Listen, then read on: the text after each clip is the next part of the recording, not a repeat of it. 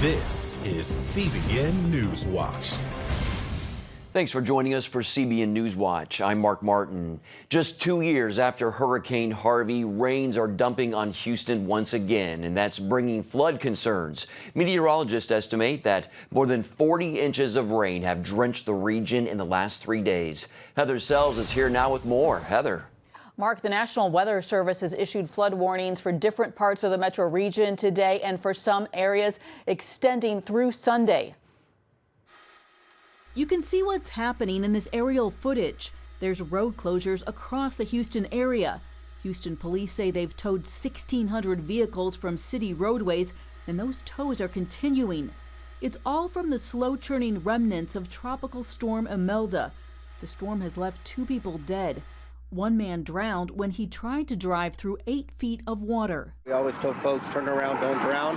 In this case, it seems like he didn't heed that warning and continued to drive through it. First responders have performed more than 1,500 rescues. Tina and Robert Horn got stuck just heading to Walmart to get groceries. I hit that water, poof, that was it. Car's floating. Car was floating. Oh yeah, car floating. Right there. Well, it was up here. I'm like seeing it sideways so the current wouldn't knock me frontward. Here's another big headache for the region. Interstate 10 is shut down in both directions at the San Jacinto River. Strong currents left over from Imelda forced multiple barges to break away from a shipyard and strike the river bridge. Authorities fear the bridge is now structurally damaged and won't reopen it until it's been inspected. So, Mark, it is a tough weekend ahead for the 5 million people who live in this area. Roads are blocked. Many have had to evacuate, and many are without a car. More than 900 flights have been canceled or delayed. And the flash flood warnings continue not just for southeast and northeast Texas, but also for Arkansas, Oklahoma, and Louisiana. All right, thank you, Heather. A lot to pray about there. Well, joining us now is Kenny Vaughn of Beaumont, Texas. He's been using his own boat to rescue people from the floodwaters. Kenny, we last spoke with you in 2017 during Hurricane Harvey, and you were also performing rescues then. How does this flooding compare? You know, it's a smaller area, but the areas that are affected, some of them have 3 more foot of water in this than they did in Harvey. So, I mean, I think we had 60 inches over 3 days in Harvey. In some areas, we had 40 inches overnight in this one. So I never, ever imagined that I would see something like Harvey again. It's crazy. I mean, we had to park 5 miles in town and run the airboat down streets through the middle of the city just to get to the affected areas. It's just staggering. It blew my mind. Well, your daughter, I understand, has also been helping. How many people has she rescued, and was this something she did on her own? No, she was in the boat with me. So I left her behind in Harvey, and I got in trouble for that because she grew up on my boat. And so I was leaving that morning. I was going to go rescue in a city right next to us called Nome. Then I got a call from my brother whose friend's parents were trapped in their vehicle that was going under.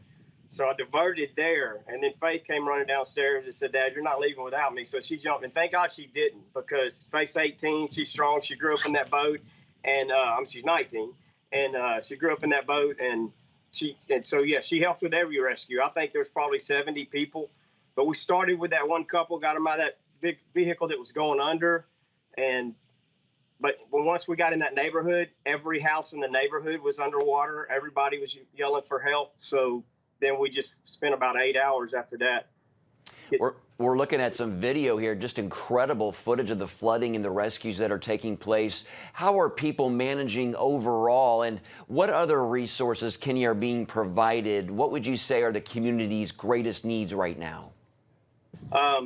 Right now, it's going to be helping these people get back in their homes. I think most of them, immediately after the storm, I think a lesson learned for our city and others is if this something like this is pending, to have the National Guard with big trucks close by so that when the boats can get to these people, they can shuttle them to big trucks that can get them to an evacuation center. In our case, none of that was available, so we were having to run them 4 or 5 miles. So it's 30-minute round trips instead of 5-minute. But right now, the people, we took them to hotels that were flooded, but they were able to get on the higher floors to get out of the water.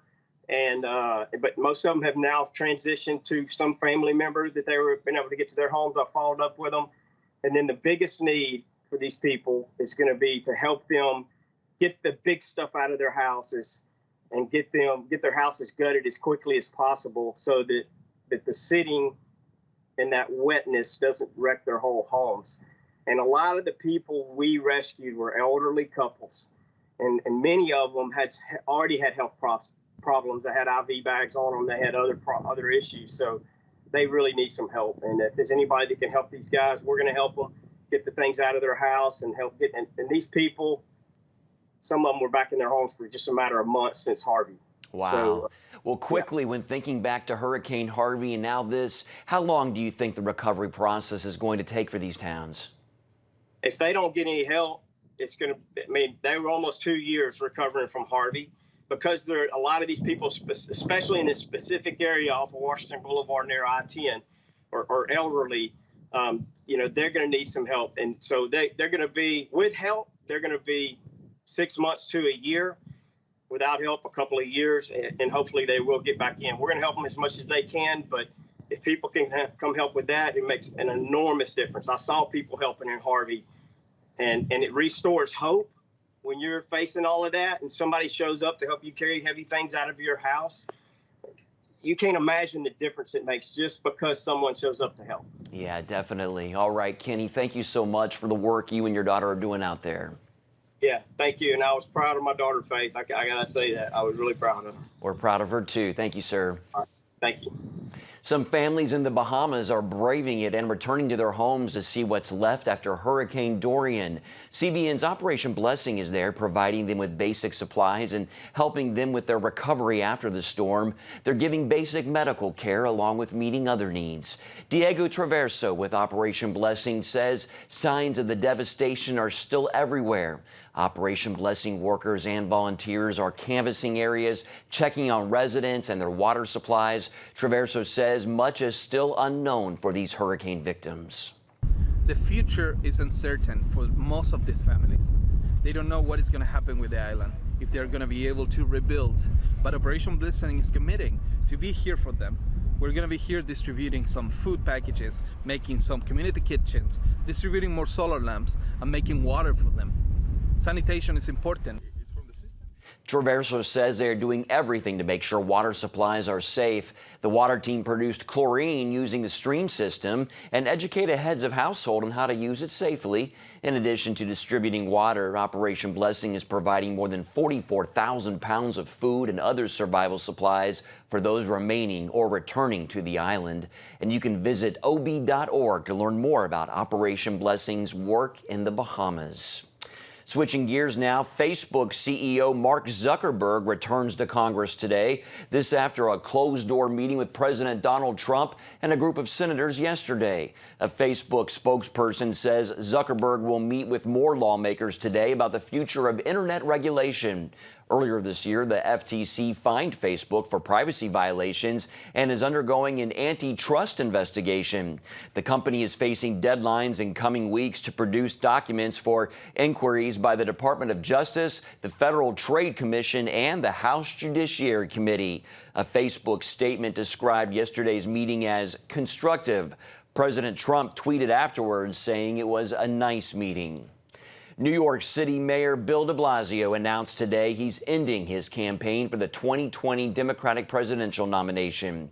He is the fifth Democrat to drop out of the primary race. De Blasio launched his bid in May, but his campaign failed to take off. He never achieved higher than 1% in a national poll and was ridiculed in the media. He qualified for the first two rounds of debates but failed to make the September debate stage and appeared unlikely to qualify for the October debates. We'll have more on these stories and others this evening on Faith Nation, and you can watch it here on the CBN News Channel.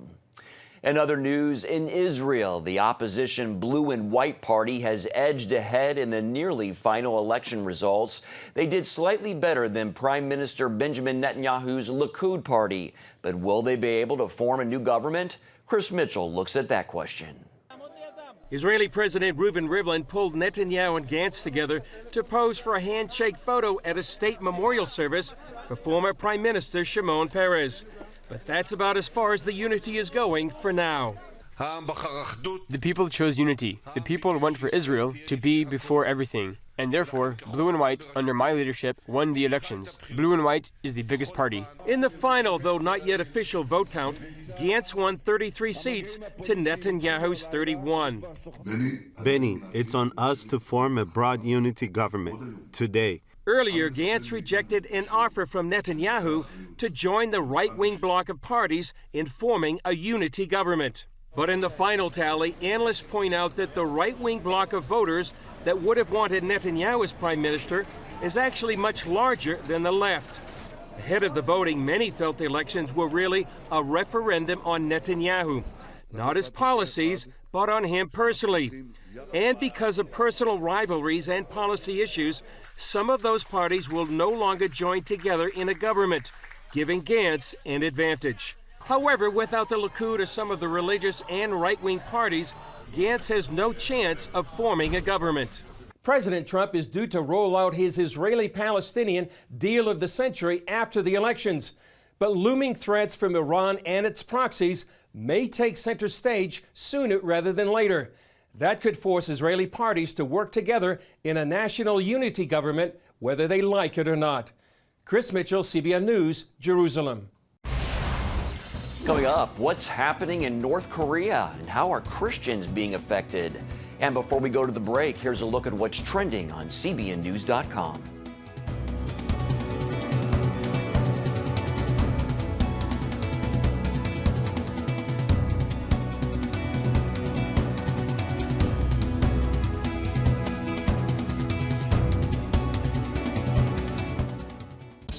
Introducing the CBN Bible from CBN.com. Now, an easier way to study the Bible and grow in your faith. Highlight your favorite verse. Read separate versions at a glance. Click and read a commentary. Or cross-reference your favorite verse using the Strong's Concordance. All the right tools to study the Bible, all in one place. The CBN Bible, available at cbn.com/Bible or the iTunes App Store.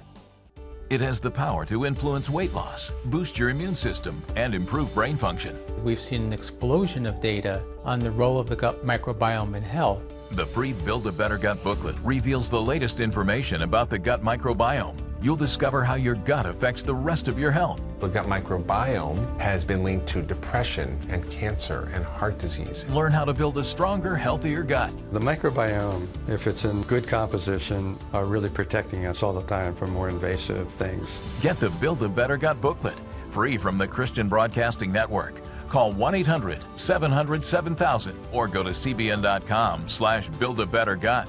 You need to make sure that your microbes are working with you, not against you. And if you order online, you'll get immediate access to the Build a Better Gut series, a digital copy of the booklet, and related bonus material. Build a Better Gut today. Call 1-800-700-7000 or go to cbn.com/buildabettergut for your free copy. Here, we're committed to a heritage of rigorous scholarship dating back over 1,000 years. And to a faith tradition dating back 1,000 more. This is how we create a culture of inquiry where no topic is off limits. And a culture of hope. Anything's possible! It's Christian leadership. And it's changing the world for the better. It's higher learning. It's greater knowing. It's what makes us whole. It's what makes us Regent. Welcome back. President Trump is signaling that he may take a new approach in negotiations with North Korea. That's according to The Hill. After North Korean officials praised the president's firing of National Security Advisor John Bolton, the president said, quote, maybe a new method would be good. Trump criticized Bolton for being hawkish and making very big mistakes in negotiations with Kim Jong-un. The president announced he has received an invitation to visit Kim in Pyongyang, but a date for a third formal summit has yet to be scheduled. Many Christians believe the plight of the North Korean church cannot be ignored in future talks with Kim. And joining us now with some insights on what is happening inside North Korea is Todd Nettleton. He's the Chief of Media Relations and Message Integration at the Voice of the Martyrs, and he's also the author and the host of VOM Radio. Welcome, Todd. Thank you. It's good to be with you. Thanks for your time today. We appreciate it. Well, we know that North Korea always seems to be ranked #1 at the list of the top persecuting countries. Why is that? What is life like there for Christians? Well, North Korea is a prison camp disguised as a country. Everyone in North Korea is oppressed, but Christians are singled out for the very worst of that oppression. And the reason for that is because the Kim regime is built on this idea that the Kim family are divine beings. So if you're a follower of Jesus Christ, it's not just a matter of, hey, that's not our religion, or even, hey, that's a Western religion. It's a matter of that's treason against the government because you're saying the Kim family is not God. You're saying Jesus is. Well, VOM has just put out an amazing new video, the story of a North Korean Christian, Song Chul. Talk about that and what inspires you most about this story. Well, the video tells the story of a North Korean martyr, a Korean Christian living in China, ministering to North Koreans as they came across the border. Pastor Han, he was killed by North Korean agents that came across that border. The interesting thing and the amazing thing about his story, as well as so many others, is he knew he was at risk. He knew his life could be taken, and yet he stayed there. He continued to serve. He continued to reach North Koreans with the gospel. I think that's a message for all of us. And the video is for the International Day of Prayer for the Persecuted Church this coming November. We want Christians to pray for North Korea and for persecuted Christians in other nations as well. Let's talk more about that event that is coming up in November. Why is it so important for Christians and churches? Elaborate on that. Well, the first thing that persecuted Christians ask us when we go and visit them and we say, okay, we're going back to America, we're going to share your story. How can American Christians help you? The first thing they say is pray for us. Every single time, that's their #1 request. And the challenging thing to me is it's not pray that we won't be persecuted anymore. It is pray that we'll be faithful to Christ in spite of the persecution. So the International Day of Prayer for the Persecuted Church is their idea. It's us responding to their #1 request that we pray for them. Wow. Well, we know we should pray not just on that day, but regularly for our suffering brothers and sisters in Christ. How do they want us to pray? You talked a little bit about that. Talk more about how they want us to pray and talk about how it really makes a difference. Well, they want us to pray that they will stand strong under the persecution that they face. And, you know, that means, Lord, help us to be faithful to you. That means, Lord, help us to be a witness for you even in the midst of persecution. It also means, Lord, help us to forgive the people who are persecuting us, which is really the ultimate witness to the reality of the gospel. So that's the things that we can pray for them. And then, you know, the simple things that we pray for ourselves. Lord, give us health. Give us safety and protection. Bless the work of our hands. Those are things we can pray for our persecuted family as well. Now, you're also the host of VOM's radio program. How can people hear your broadcast and your podcast? VOMradio.net is our website. Right on there, you can find a local broadcast station. You can also link to your favorite podcast provider or listen right on the internet, VOMradio.net. Okay, Todd Nettleton of Voice of the Martyrs, thank you so much for the work that you do and your organization does around the world. Thank you for having me. So extremely important to get the word out. Thank you, sir. Still ahead, what's being said about the Tennessee Titans defense after last night's game with the Jacksonville Jaguars, plus more from the sports world with our Sean Brown. Life. It's meant to be lived fully. Jesus said it. I came to give you life. Life to the fullest. Life in your family. Life in your finances.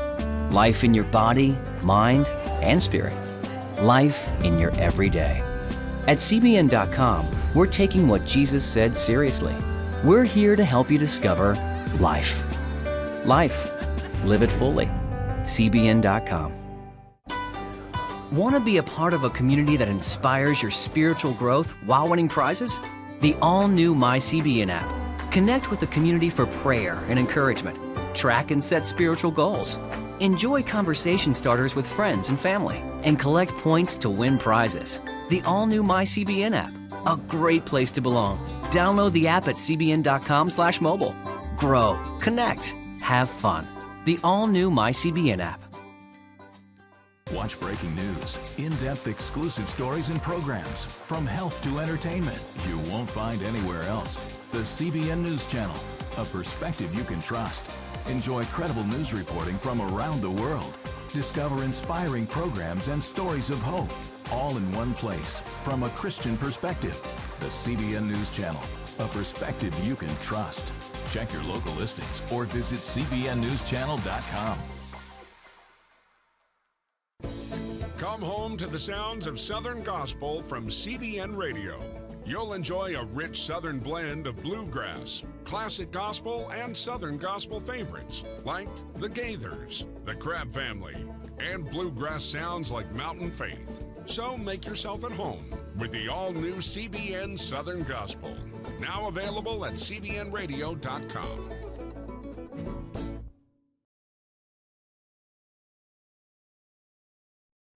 The Jacksonville Jaguars beat the Tennessee Titans last night 20-7, with commentators saying the Jags embarrassed the Titans defense. Our Ephraim Graham spoke with CBN's Sean Brown for more from the world of sports. Do you agree that they did that to the Titans? The short answer is yes. Okay. First of all, their starter, Nick Foles, is out, so they got their backup in, and the score is 22-7.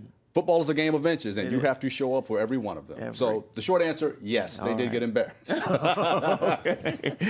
A better story considering my former ties to Tennessee. A different story in college football this week. A little boy bullied for wearing a University of Tennessee T-shirt. What happened after that? I mean, it was horrible to see that part of it. So here you have this boy, I think it was a week ago, where this boy, I think it was bring your favorite college team, wear your college team, bring it to school that day. And this kid, I guess, didn't have any gear, so he decided to draw it on his T-shirt. You guys are familiar with the story by now. But what the university did was the university reached out to the young man and said, hey, we're going to give you a whole bunch of University of Tennessee gear. That was the first gesture, because the teacher, I think, posted a picture of the boy wearing this shirt with this picture that he drew with University of Tennessee on it.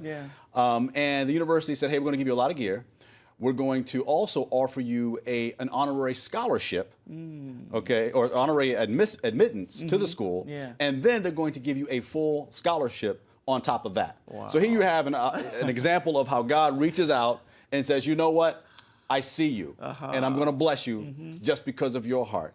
And so, I mean, this is just a great testament. This kid was probably feeling in the dumps, self-esteem just damaged, and the University of Tennessee reached out and said, you know what, we're going to show this young man some love. And I mean, hey, to all of the people who feel bullied out there, hey, God sees you, we see you. So keep your head up and tell someone. Indeed, God does see you. Another inspiring story out of Virginia. We have Coach Tony Bennett.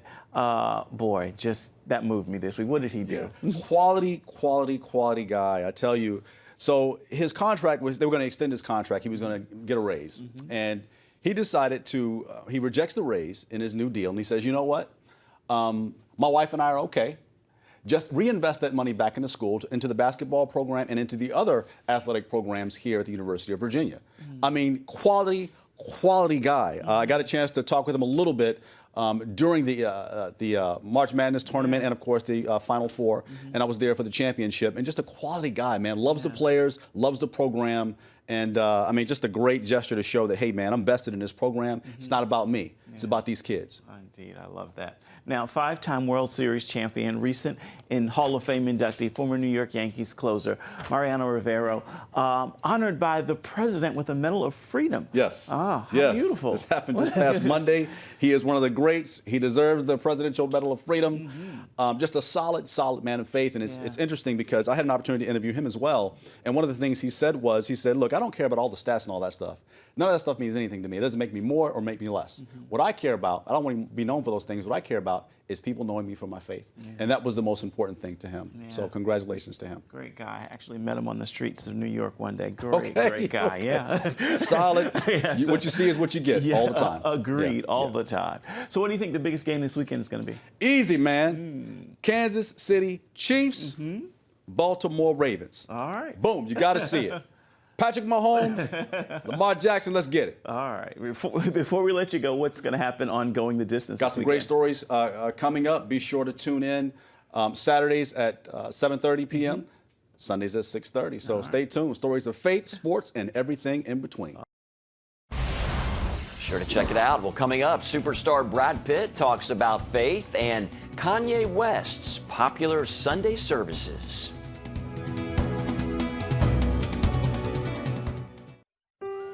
Life. It's meant to be lived fully. Jesus said it. I came to give you life. Life to the fullest. Life in your family. Life in your finances. Life in your body, mind, and spirit. Life in your everyday.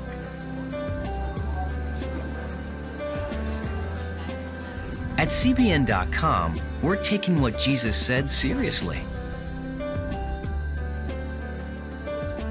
We're here to help you discover life. Life.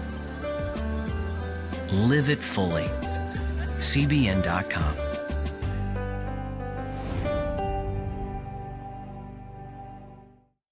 On October 1st, 1961, history was made when a tiny station began transmitting the first signals of the Christian Broadcasting Network. CBN, the Christian Broadcasting Network. And now, a new era has begun with the all-new CBN News Channel. Just moments ago, the Iron Dome intercepted an incoming rocket right on the Gaza border. And ministering in this area, spiritual warfare is definitely involved. A 24/7 news network, bringing you the news you want from a source you can trust. In Kenya, 40% of the medical services are actually provided by these Christian hospitals. Let's talk about the economy. Believers here are joining together to win people to Jesus Christ. All your favorite shows now in one place.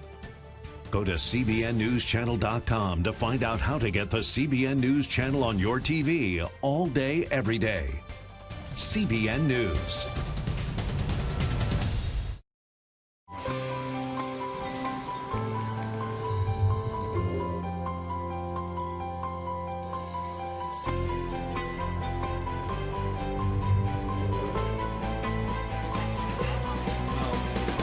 I am Region's first ROTC graduate student.